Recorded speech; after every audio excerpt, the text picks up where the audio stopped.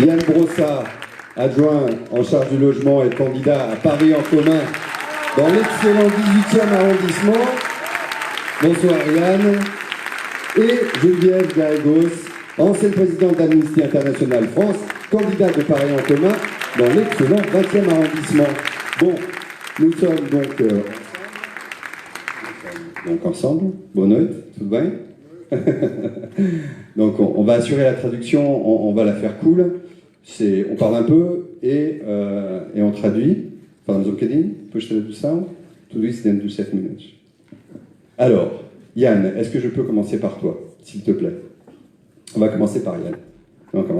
Yann, quand on parle de la politique socialement juste, quels sont les éléments clés? Qu'est-ce qu'il faut pour rendre structurellement vraiment plus concrètes ces politiques, notamment à gauche? C'est une excellente question, cher Hermano, alors même que nous sommes à 2 semaines du premier tour de ces élections municipales et que nous sommes engagés dans cette belle campagne de Paris en commun aux côtés d'Anne Hidalgo. Au fond, une question simple, qu'est-ce que représente une municipalité de gauche? Quelle différence par rapport à ce que serait une gestion de droite? Je dirais qu'au fond, c'est une question simple, une question qui peut se résumer en quelques mots. Nous considérons que ceux qui produisent les richesses de la ville, que ceux qui travaillent dans cette ville, que ceux qui font tourner cette ville, qui animent son service public, doivent avoir le droit de vivre dans cette ville et ne doivent pas être condamnés à habiter indéfiniment de plus en plus loin de la ville dans laquelle ils travaillent. C'est au fond le combat majeur de notre municipalité. C'est le combat qu'a mené avec beaucoup de détermination Bertrand Delanoë en 2001, et c'est le combat que nous avons amplifié depuis 2014. C'est au fond l'idée que cette ville, que Paris est une ville qu'on nous envie partout dans le monde, doit être aussi une ville de partage et une ville de solidarité. C'est au fond l'idée que le logement est un logement qui doit s'adresser à l'ensemble des catégories de population. Et c'est la raison pour laquelle, avec Anne Hidalgo, nous nous sommes battus beaucoup pour faire en sorte que le logement soit plus accessible, faire en sorte que nous ayons aujourd'hui, et c'est un chiffre qui n'est pas assez connu, mais que je vous demande de répéter partout, nous avons aujourd'hui 25% de Parisiens qui vivent en logement social et qui, grâce à cette politique de gauche, échappent à la spéculation immobilière. C'est aussi au nom de ce combat que nous nous sommes battus, par exemple, pour mettre en place l'encadrement des loyers, pour dire que non, on n'a pas le droit de faire ce qu'on veut avec son logement et que lorsqu'on est un propriétaire, on ne doit pas avoir le droit d'appliquer des loyers de 50 € du mètre carré comme on le voit parfois. Et croyez-moi, ça a été un combat difficile parce qu'il a fallu convaincre l'État de mettre en place l'encadrement des loyers et il a fallu la détermination d'Anne Hidalgo pour y parvenir.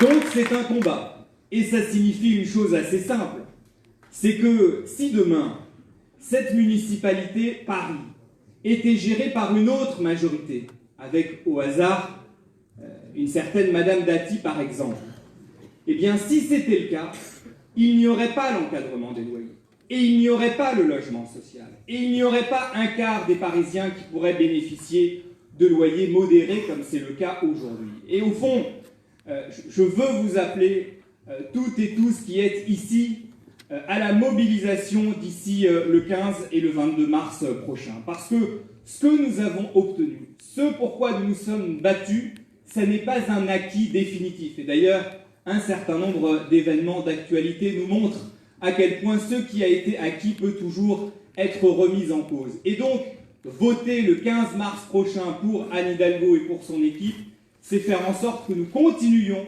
à mener ce combat pour la justice, et ce combat pour faire en sorte que cette ville, cette belle ville, reste une ville partagée par des catégories sociales diverses, et ne soit pas demain un ghetto de riches réservé à ceux qui peuvent se la payer. C'est notre combat, et je crois qu'il faut le poursuivre aujourd'hui et demain. Merci. Tout à fait, tout à fait. Fernando, vous avez été ministre de l'Éducation, maire de São Paulo. Vous avez donc pu avoir une vision à la fois nationale, fédérale et aussi très locale. Alors j'aimerais que vous puissiez partager avec nous ce soir quels sont pour vous les leviers pour cette mixité sociale, pour cette inclusão. Alavancas para a inclusão, mixidade social nas suas experiências, tanto ao nível nacional como ao nível local. Merci. Merci. Não é fácil gerenciar uma cidade do tamanho de Paris ou do tamanho de São Paulo. Você quer que eu continue? Mesmo uma cidade rica como Paris, de um país desenvolvido como a França, não há orçamento público que consiga dar ao prefeito ou à prefeita condições de gerenciar todos os problemas sociais e os problemas logísticos de uma cidade do tamanho das nossas. C'est pas facile d'assurer la gestion d'une ville de la taille de Paris ou São Paulo, et même une ville riche comme Paris dans un pays développé comme la France. C'est difficile d'avoir un budget de finances publiques qui puisse permettre de financer tous les problèmes sociaux auxquels on doit faire face. Isso significa dizer que escolhas precisam ser feitas. E as escolhas devem ser presididas pela política. E a política deve orientar as ações dos governantes que estejam comprometidos com aqueles que os elegeram. Et donc cela veut dire qu'il faut faire des choix, et ces choix doivent être dictés par la politique, et cette politique doit donc orienter les actions des gouvernements qui répondent évidemment à ceux qui les ont élus. Eu fui prefeito de São Paulo e sou professor universitário. E na condição de professor universitário, eu procurei estudar as administrações municipais mais exitosas no mundo. E eu posso assegurar a vocês que vocês têm uma prefeita aqui em Paris que não só responde às inquietações locais de quem mais precisa, que é uma liderança nacional na França, que é vista como uma ameaça àqueles que detêm o poder a partir de uma visão do establishment francês. Mas, para além disso, eu garanto a vocês, Anne Hidalgo é uma luz que brilha no mundo. É uma pessoa que ilumina o mundo com as suas ideias, com a sua liderança, com o seu caráter e com a sua capacidade de realização.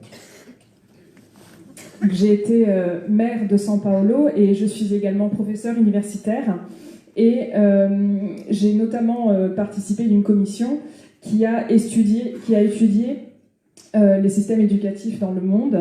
Et je peux vous assurer qu'ici à Paris, vous avez une maire qui ne répond pas seulement à des besoins locaux et qui ne s'occupe pas seulement de ceux qui en ont le plus besoin, mais qui est... Anne Hidalgo est également une lumière dans le monde. Elle illumine et elle éclaire grâce à ses idées, et elle a vraiment un leadership mondial.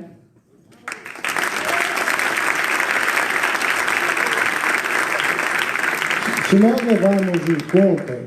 levarmos em conta quantas cidades com mais de 2 milhões de habitantes existem no mundo, há uma quantidade enorme de cidades com mais de 2 milhões de habitantes.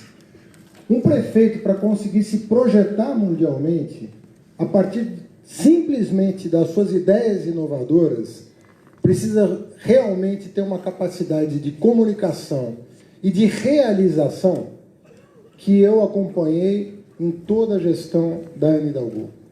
É uma pessoa, portanto, que precisa continuar o seu trabalho em Paris, porque não só a vida do parisiense vai continuar melhorando, não só porque a vida de quem mais precisa vai continuar melhorando, as pessoas vão poder usufruir da vida urbana como convém a uma vida urbana democrática, diversa, como é a parisiense.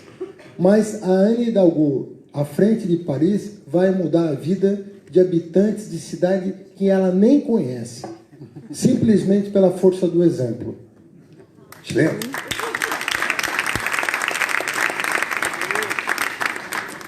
Si on prend en compte, si on essaie de compter, de comptabiliser les villes dans le monde qui ont plus de 2 millions d'habitants, ce numéro est très grand. Mais si on regarde du coup le nombre de maires de ces villes-là qui ont une véritable voix dans le monde, grâce à leurs idées, grâce à leur communication et à la réalisation, à tout ce qu'ils ont réalisé, ils sont très peu. Et j'ai pu accompagner la gestion d'Hidalgo et je suis convaincue qu'il faut qu'elle continue, pas seulement pour que la vie des Parisiens continue de s'améliorer, pour que la vie de ceux qui en ont le plus besoin à Paris continue de s'améliorer, qu'ils puissent profiter, jouir d'une vie démocratique et urbaine, mais également que Anne Hidalgo pourra transformer la vie d'habitants de villes qu'elle ne connaît même pas. Voilà. Grâce à son exemplarité.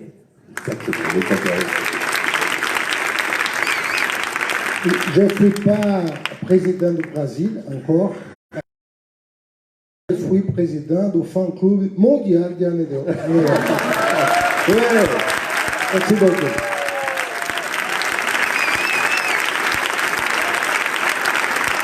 Madame, vous méritez beaucoup parce que vous avez été celui qui a le plus travaillé pour l'ouverture à l'éducation, et notamment l'enseignement supérieur, mais pas seulement. Merci à vous. Geneviève, dans cette expérience mondiale et du fait de ta vie aussi, et de cette capacité à analyser tout ce qui se passe à l'international, est-ce que tu peux nous dire un petit mot aussi sur justement l'exemple brésilien, les conséquences finalement de ce qu'a été cette révolution au Brésil, et puis aussi finalement ton sentiment sur cette mixité. Oui, bonsoir. Effectivement, ceux qui ont bien suivi le Brésil et l'élection de Jair Bolsonaro se souviendront du cri de 5 millions de femmes qui sont descendues dans 60 villes au Brésil. C'était Elenao, pas lui. Et ça avait tout un sens pour ces femmes parce qu'elles savaient très bien qu'au vu des déclarations de Jair Bolsonaro, leurs droits allaient régresser. Mais il n'y avait pas que elle qui disait Elenao. Il y a eu toute la communauté LGBT, tous les afro-descendants, les peuples autochtones, les intellectuels, mais y compris les classes les plus pauvres de la société, parce que tous savaient que leurs droits allaient être menacés. Et effectivement, c'est ce qui s'est passé. Parce que c'est vrai que ce soit pendant la présidence de Rousseff, on connaît bien les politiques sociales, la Bolsa Familia et tout ce qui a été mis en place au niveau du logement et autres. On oublie souvent tout ce qui a été fait pour l'égalité femmes-hommes. Et moi, je me souviens très bien qu'en 2006, notamment, il y a eu la loi Maria da Penha qui a été considérée par l'ONU Femmes comme une des meilleures lois contre les violences familiales dans un pays où il y a quand même 3 féminicides par jour.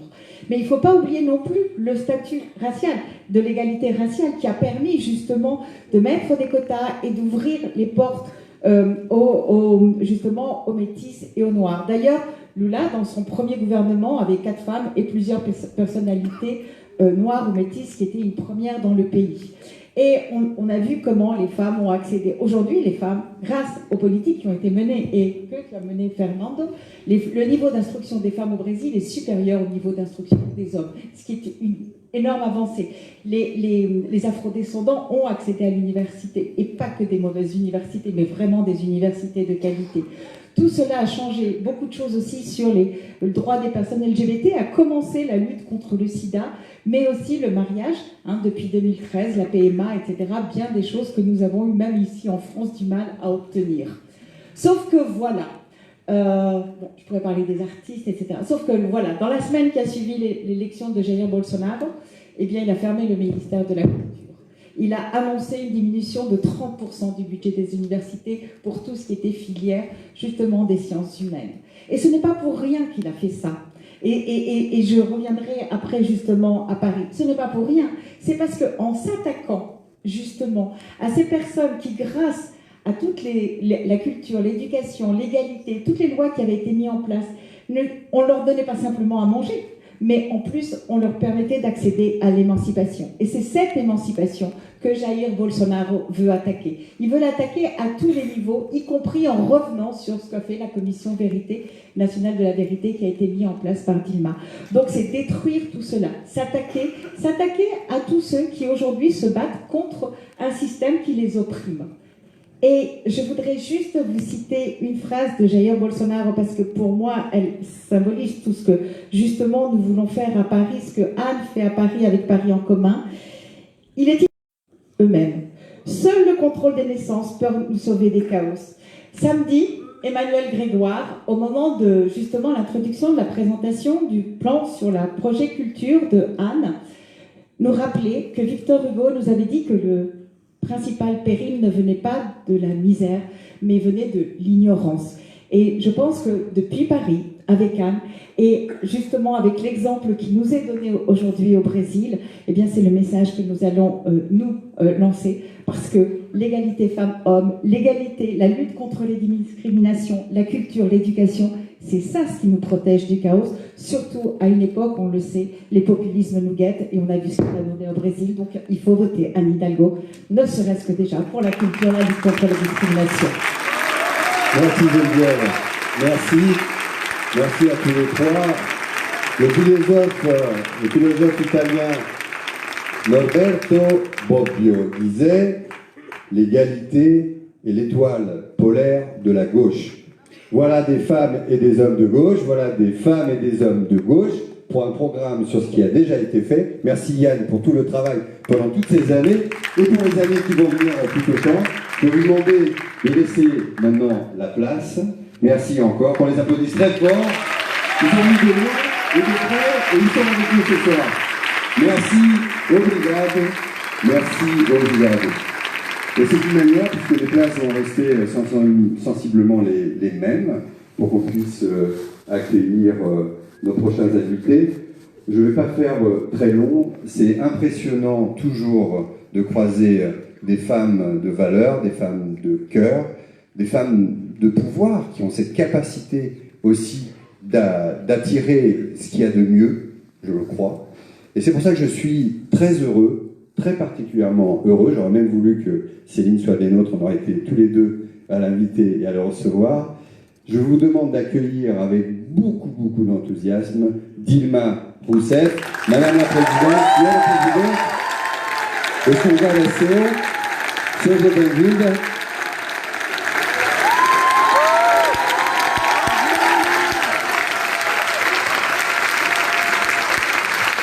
Senhor Galaceo. Obrigado.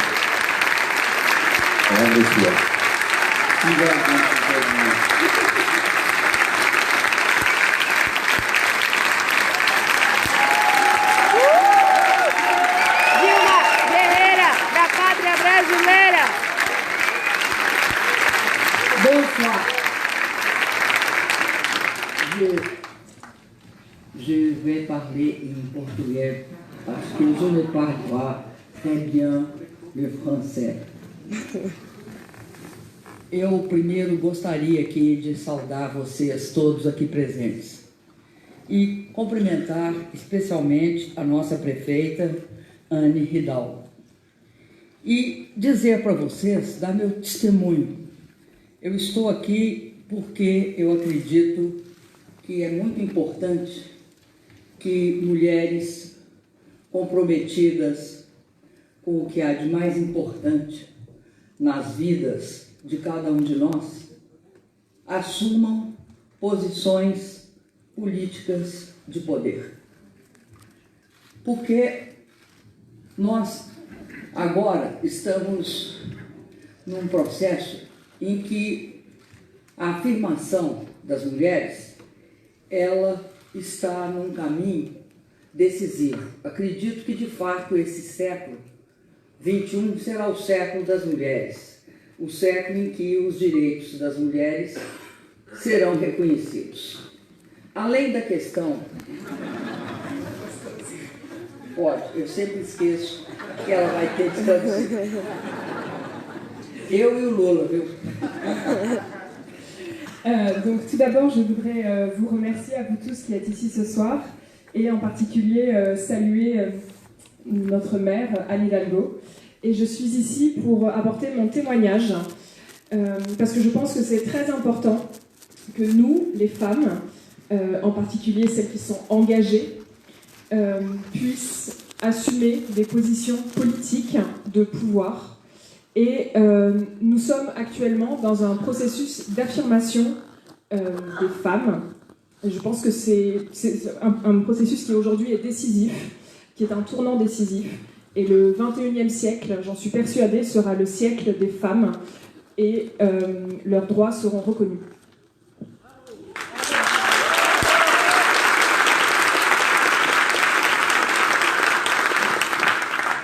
Acredito que a Anne Hidalgo, nesse momento na Europa, representa conjunto de mulheres que chegaram a dirigir prefeituras.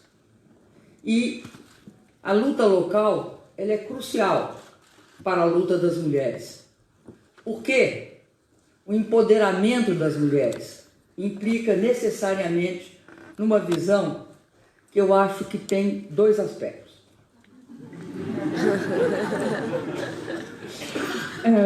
Je pense que Anne Hidalgo, aujourd'hui en Europe, représente un ensemble de femmes qui sont arrivées en tête de mairie, qui sont donc maires.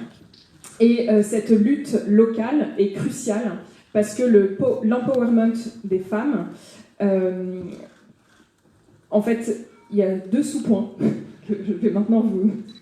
E dois pontos importantes. Se deixar, eu começo a falar em francês, hein? É uma ameaça, viu? C'est une menace. Em dois pontos fundamentais. A luta local, a luta numa prefeitura, eu já estive em prefeituras.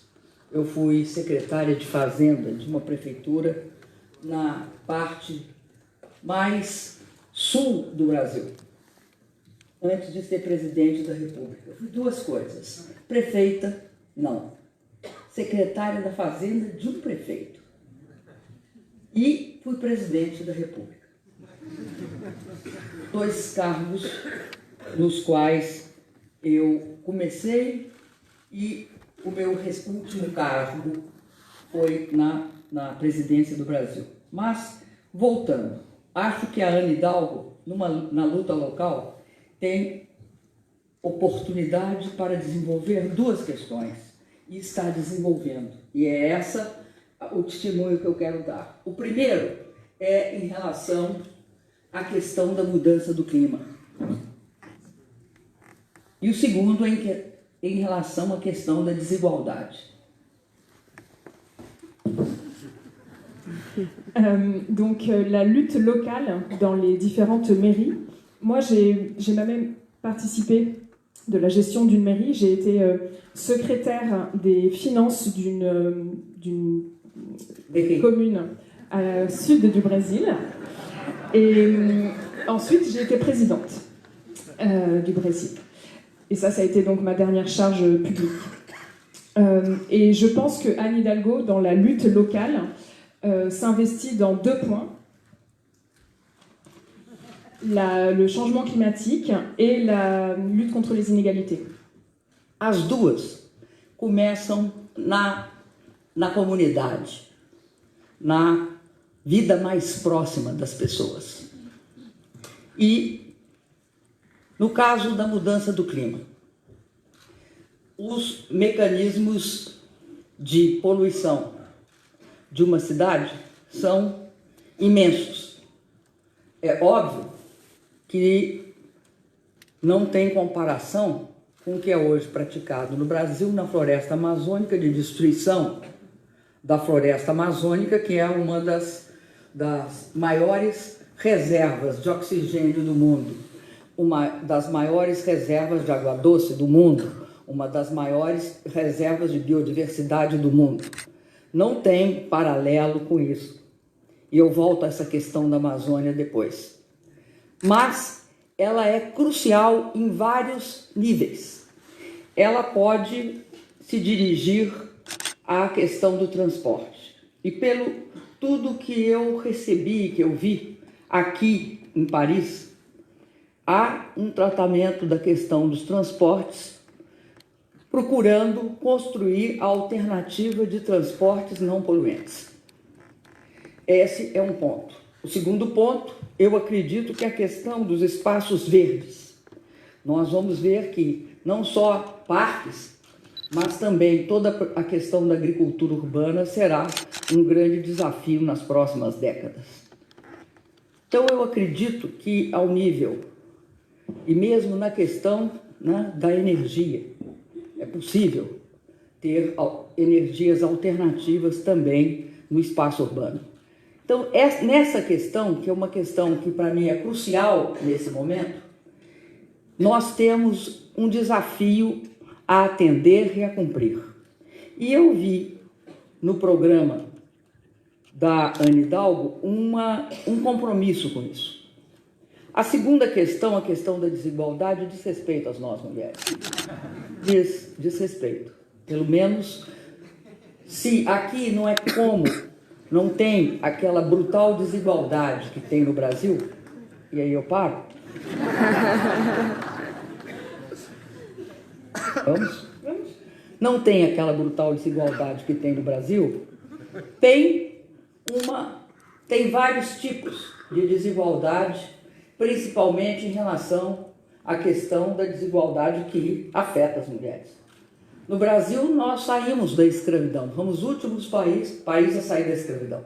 Somos uma população dominantemente negra. Ninguém sabe, mas o Brasil é o segundo país negro do mundo. Só perdemos em negritude para a África e um país da África, a Nigéria. Então, lá nós temos, além disso, além da desigualdade social, da desigualdade de raça e da desigualdade de mulheres, nós temos uma situação extremamente limite, mas eu acredito que a desigualdade hoje recorta todo mundo. Há uma brutal concentração de renda, há uma brutal concentração de riqueza. Mas há também uma exclusão das mulheres por serem mulheres. Que é isso a segunda questão fundamental da desigualdade, perceber que ela tem várias dimensões, várias características. E aqui na prefeitura, eu entendo que o fato de se afirmar a presença feminina é algo extremamente importante. Agora é a sua vez. Obrigado.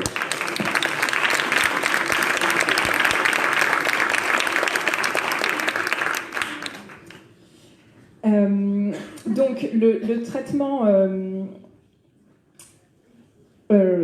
on y arrive. Donc le traitement local des problématiques est évidemment très important en ce qui concerne le changement climatique. Ici à Paris, j'ai pu observer, on ne peut pas faire de parallèle, entre la pollution qui existe en ville et la destruction actuelle de l'Amazonie, qui a les plus grandes réserves d'oxygène, d'eau douce et de biodiversité du monde. Donc évidemment, on ne peut pas comparer ces deux questions. Merci. Mais je pense qu'au niveau local, on peut faire des choses, et notamment en ce qui concerne le transport.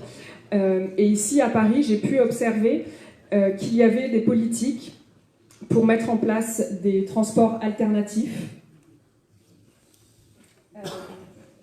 qu'il y avait aussi des politiques pour plus d'espaces verts, pas seulement des parcs, mais aussi la question de l'agriculture urbaine, et également une attention particulière portée aux énergies alternatives. Et je pense que cette question est vraiment cruciale et que c'est très important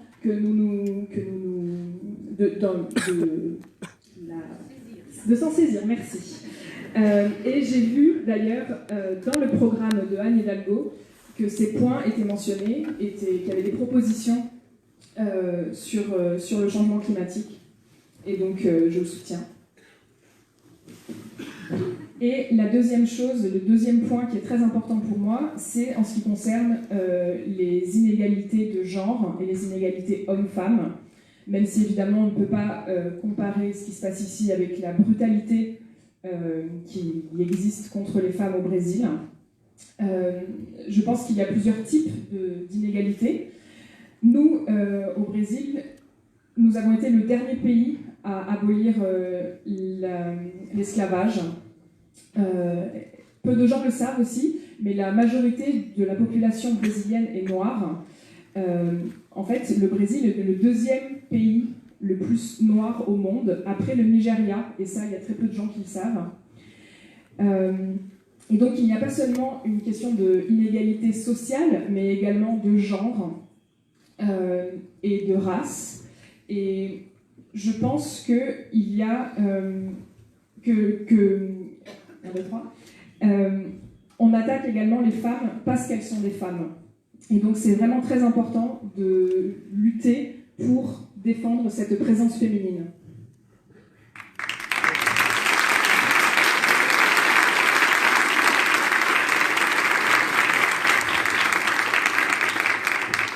Sem dúvida, o Brasil é exemplo negativo também hoje. É exemplo negativo da situação da democracia e de sua fragilidade. Vejam vocês que nós conseguimos, depois da transição da ditadura, que durou 21 anos, no final da década de 70, início da década de 80, fazer uma transição democrática. Eu vou ter paciência de falar pouco agora. Sans aucun doute, le Brésil, aujourd'hui, est un exemple négatif de la situation, de la fragilité de la démocratie. Nous, Brésiliens, après 21 ans de dictature dans les années 70 et 80, avons réussi une transition démocratique. Essa transição democrática, ela se deu de uma maneira que nenhuma transição democrática nos países latino-americanos, da ditadura para a democracia, foi perfeita, mas ela se deu de forma estável por um período.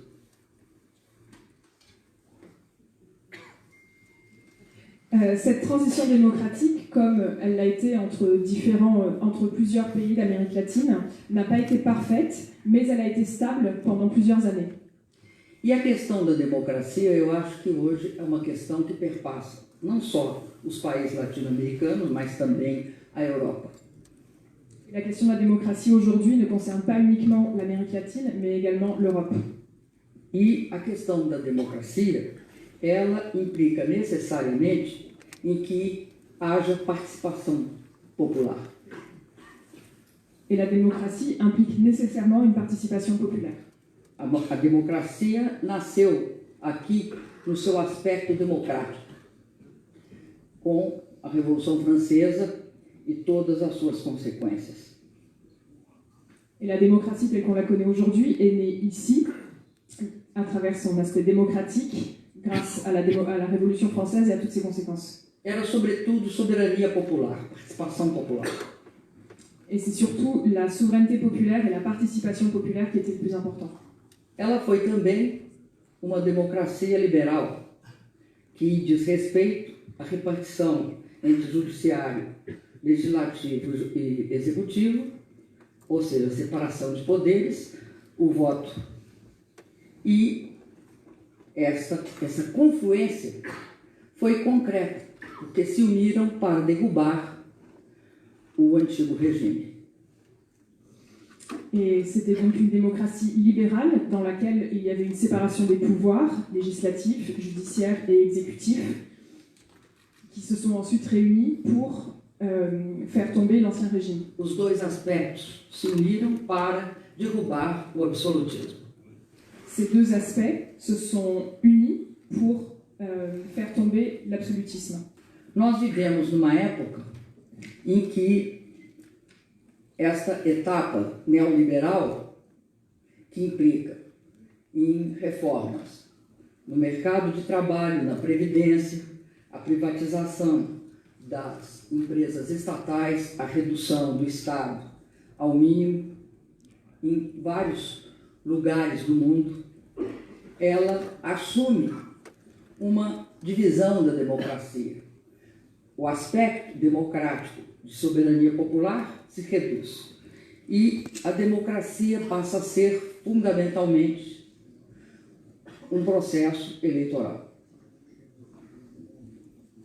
Aujourd'hui, on vit dans un monde néolibéral dans lequel on voit beaucoup de réformes qui entraînent de privatisation, notamment d'entreprises publiques, une baisse de l'État social, de l'État-providence, une baisse des droits, par exemple en ce qui concerne la réforme des retraites.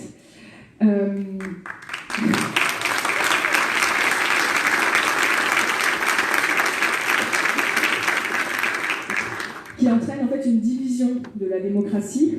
Il y a une baisse de la souveraineté populaire et une augmentation de la démocratie en tant que processus simplement électoral. Esse processo fragilizou a democracia. No caso do Brasil, nós temos uma situação limite, porque nós impedimos por 4 eleições presidenciais consecutivas que se implantassem reformas neoliberais no Brasil.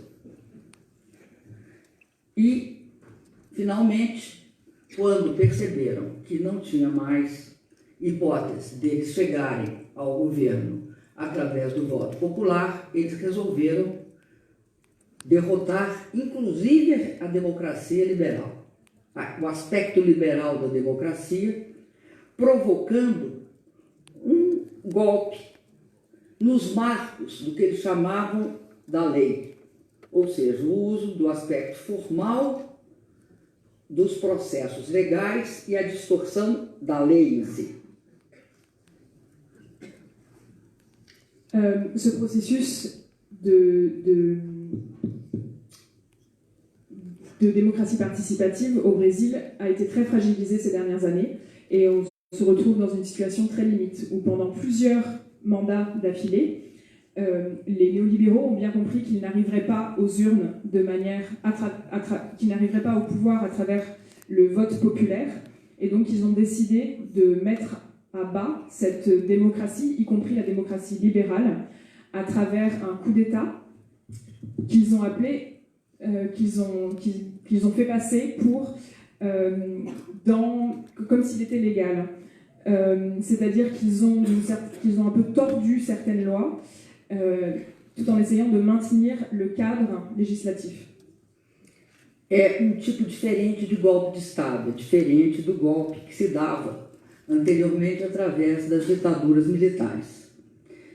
É um golpe que distorce os processos constitucionais, os processos legais, em prol de uma alteração fora das regras, criando uma cortina de fumaça para esconder que burlaram as regras. C'est donc un coup d'État qui est différent de ce qu'on avait l'habitude de voir avant, qui étaient les coups d'État militaires. Cette fois-ci, ils ont tordu certains processus constitutionnels et législatifs, et donc on se retrouve avec une espèce de nuage de fumée qui fait comme si ils respectaient les règles. Isso mostra a fragilidade da democracia, principalmente quando a democracia permitiu que houvesse uma redução das desigualdades, que houvesse participação popular, que se garantisse o papel do Estado, das empresas do Estado, que não se privatizasse, que não houvesse reforma da Previdência, nem tampouco reforma do mercado de trabalho, que era o que aconteceu nos mandatos meu e do presidente Lula. E, encerrando, não, continua. Encerrar mais. Encerrar mais tarde. Non, já. Obrigado.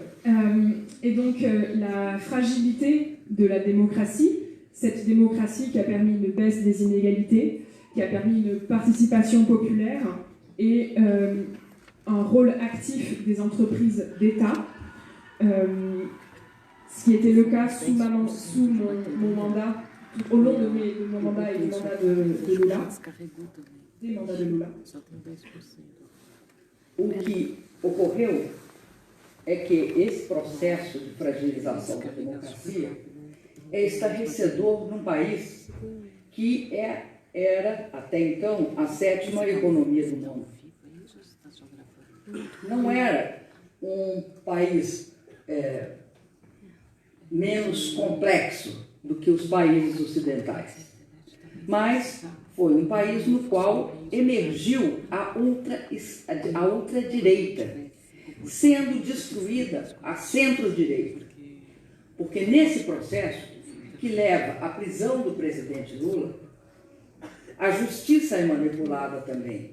A justiça condena o Lula sem provas. A justiça condena o Lula e o juiz que o faz recebe como prêmio um Ministério da Justiça. Então você tem um quadro extremamente perigoso. É aquele quadro que mostra como a democracia é frágil sem participação popular.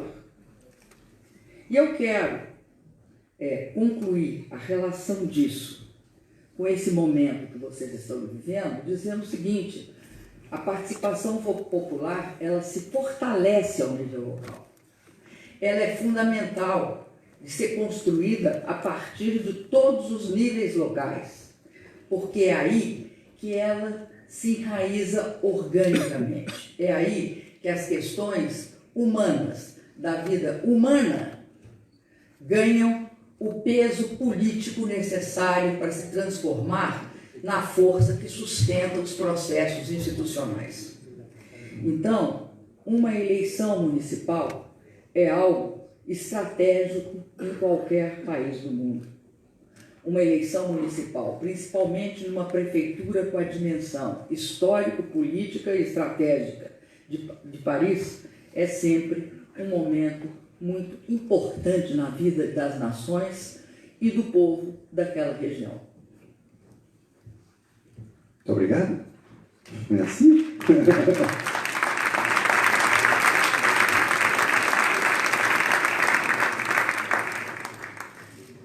Donc tout ce processus a montré la fragilité de la démocratie qui était de la démocratie brésilienne, qui était à l'époque la 7e économie mondiale.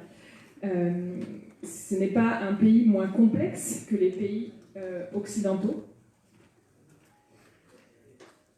Et c'est dans ce cadre-là que l'extrême droite est arrivée au pouvoir. C'est dans ce cadre-là que la justice, qui était aux abois du pouvoir, a condamné Lula sans preuve, que le juge qui a condamné Lula a ensuite été récompensé en recevant le ministère de la Justice dans le gouvernement de Bolsonaro. Et donc tout ça montre vraiment que le cadre démocratique est fragile s'il n'y a pas de participation populaire. Et si je veux faire un parallèle avec ce qui se passe ici aujourd'hui, je pense que c'est très important de s'enraciner dans ce qui se passe dans la politique locale, qu'il faut se baser sur des leaders locaux, parce que c'est ici, c'est à ce niveau-là que les questions et que les qualités humaines prennent de l'ampleur et prennent de l'importance et réussissent ensuite à entrer dans les institutions et à renforcer les institutions. Renforcer les institutions, Madame la Présidente. Merci.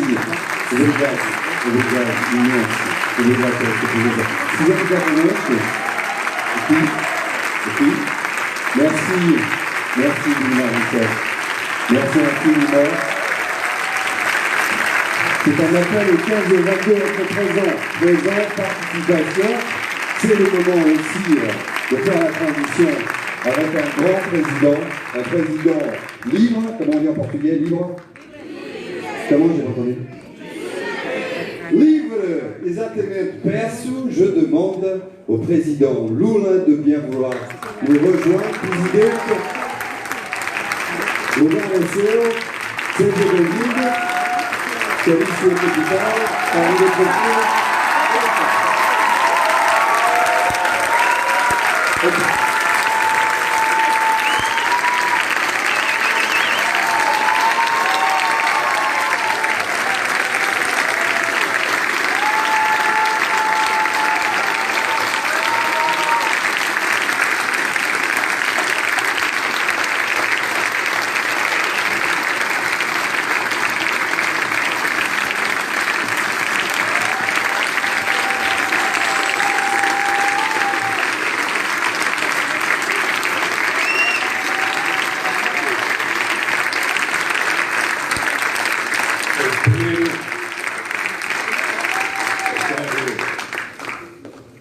Dizer para vocês que estou muito feliz de estar em Paris, a convite da nossa querida prefeita Anne Hidalgo.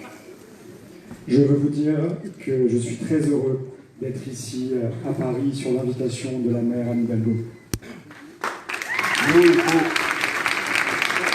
Muito mais feliz ainda de estar na companhia do companheiro Fernando Haddad e da companheira Dilma Rousseff. Et encore plus heureux de faire ce voyage en compagnie des compagnons Fernando Haddad et Dilma Rousseff. E muito mais feliz ainda de estar podendo falar com vocês em liberdade. Encore plus heureux de pouvoir vous parler aujourd'hui en liberté. Sei de quanto vocês lutaram aqui em Paris para garantir a minha liberdade. Je sais combien vous avez lutté ici à Paris pour garantir ma liberté. Sabia da quantidade de manifestações que vocês fizeram para reivindicar o Lula livre. Je savais la quantité de manifestations que vous faisiez pour crier Lula libre. Agora, nós estamos numa outra batalha. A batalha da reconquista da democracia. Nous sommes aujourd'hui dans une autre bataille, la bataille de la reconquête de la démocratie. Tem muita gente que acha que a democracia é apenas as pessoas gritarem que querem comer. Nous avons un président qui pense que la démocratie, ce sont seulement les personnes qui crient qu'ils veulent manger. Tem muita gente que acha que democracia é as pessoas gritarem que querem estudar. Il y a beaucoup de gens qui pensent que la démocratie, ce sont les gens qui crient qu'ils veulent étudier. Tem muita gente que acredita que a democracia é o povo gritar que tem o direito de morar. Il y a beaucoup de gens qui pensent que la démocratie, ce sont les gens qui pensent que c'est le droit au logement. Tem muita gente que acredita que democracia é apenas o povo gritar que quer uma política ambiental correta. Ils pensent que la démocratie, ce sont les gens qui crient pour une politique environnementale. Tem muita gente que acredita que a democracia garante que todos sejam tratados em igualdade de condições perante a lei. Qui pensent que la démocratie donne les conditions à tous d'être égaux face à la loi. O que é impressionante é que tudo isso, que é considerado direitos universais da humanidade, está em todas as constituições. Ce qui est impressionnant, c'est que tout cela, qui est considéré comme des droits universels de l'humanité, est dans toutes les constitutions. Está na Declaração Universal dos Direitos Humanos. C'est dans la Déclaration universelle des droits de l'homme. E tem várias citações na Bíblia que todos têm direito a ser tratados em igualdade de condições. Et il y a de nombreuses citations dans la Bible que tous ont le droit à être traités de manière égalitaire. O grande desafio que nós temos é como garantir que isso seja colocado em prática. Le grand défi que nous avons, c'est comment garantir que cela soit mis en pratique. Como garantir que as pessoas têm o direito de morar, de comer, de estudar, de ter acesso à cultura, de ter acesso ao lazer, de poder viver dignamente. La question est comment garantir que toutes ces personnes aient accès au logement, à la nourriture, aux études, à la culture, aux loisirs. Embora esteja garantido em todas as constituições, esses preceitos constitucionais nunca são regulamentados. Bien que cela soit présent dans toutes les constitutions, ces idées constitutionnelles ne sont jamais réglementées. Aqui na Europa Ocidental, vocês conquistaram uma sociedade mais justa do que em grande parte do mundo. Ici en Europe occidentale, vous avez conquis une société plus juste que dans une bonne partie du monde. Que vocês já conquistaram aqui o mundo inteiro, na América Latina, na África e vários países asiáticos ainda não conquistaram. Ce que vous avez conquis ici, dans de nombreuses parties du monde, en Amérique latine, en Afrique, ne l'ont pas encore conquis. E todas as conquistas que vocês obtiveram com tantos anos de luta, agora estão sendo retiradas de vocês. Et toutes ces conquêtes que vous avez eues, Como no mundo inteiro, toda vez que acontece uma crise social, são os trabalhadores. E dentro dos trabalhadores, os aposentados que têm que resolver o problema da crise mundial. et c'est impressionnant, comme à chaque fois qu'apparaît une crise sociale, ce sont les travailleurs et parmi les travailleurs également les personnes retraitées qui doivent payer cette crise sociale. No Brasil, na França, nos Estados Unidos, na Inglaterra, na Alemanha, que terminam pagando menos impostos do que os 50% mais pobres. Personne ne va aller mettre la faute sur les 10% les plus riches de l'humanité qui payent moins d'impôts que les 50% les plus pauvres. Agora, na França,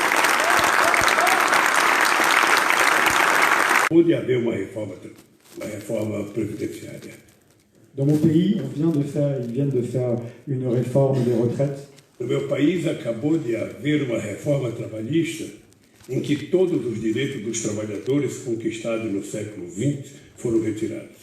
Dans mon pays, on vient de faire une réforme des lois du travail qui ont permis de retirer tous les droits conquis au XXe siècle. Trabalhadores não são mais chamados de trabalhadores.